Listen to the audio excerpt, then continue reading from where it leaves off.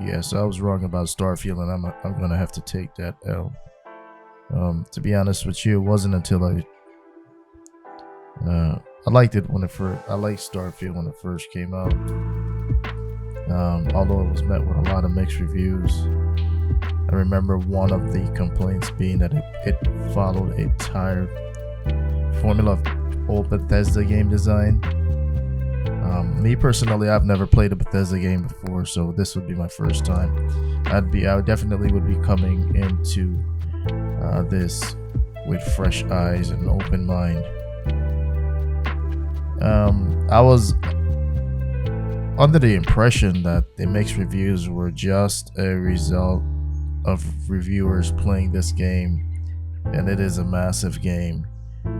It's a probably 100+ hour game if you complete everything that's accessible. I was under the impression that the mixed reviews was just everyone rushing to publish their opinions, missing out on quality content along the way. But I was wrong.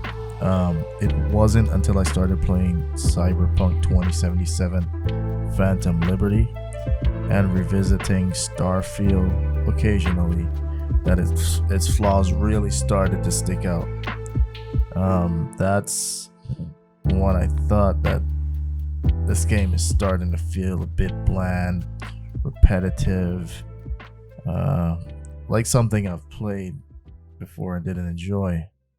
And when I really got around to thinking what this game feels like, it was Death Stranding. Death Stranding, I did not enjoy Death Stranding, despite it actually having the reverse,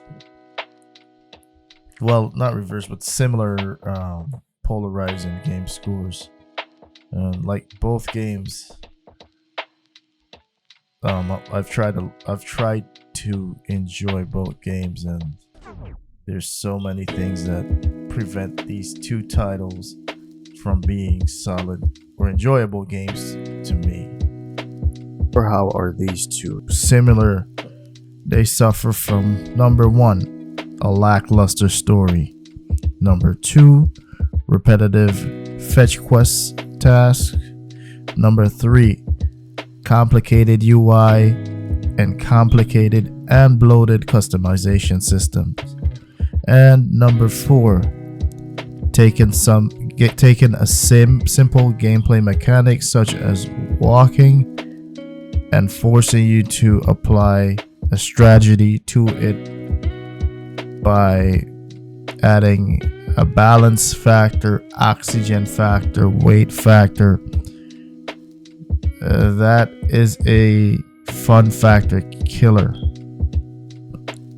And number five, little or no character development and uninteresting character arcs, which contribute to no character growth or development of the supporting cast. And that could also be a result of the lackluster story, as if the story was an afterthought and only serves the purpose of having you explore this huge, ambitious map. There is one gameplay mechanic that absolutely has to go. The lack of strength and stamina in the modern video game character. The lack of strength and stamina for basic tasks such as walking and running. That has to be done away with. And here's why.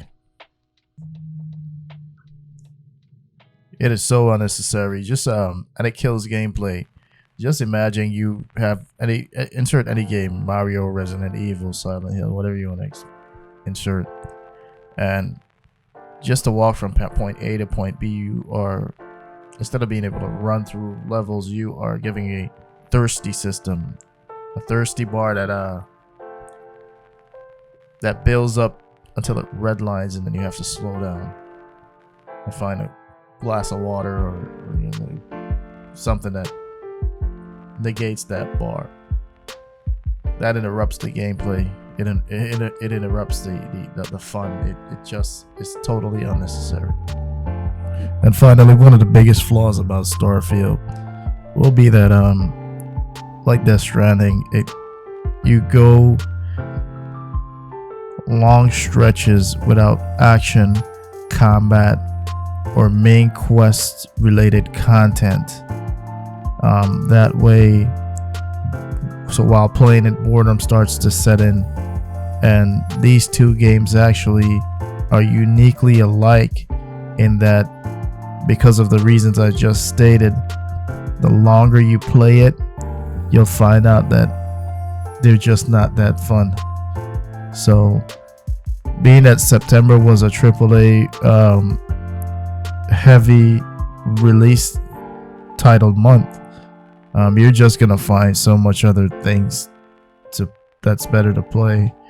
And if you find yourself playing a game like Starfield, is more than likely that it's number one, the only game that you own, where you've beaten everything else and have the spare time to explore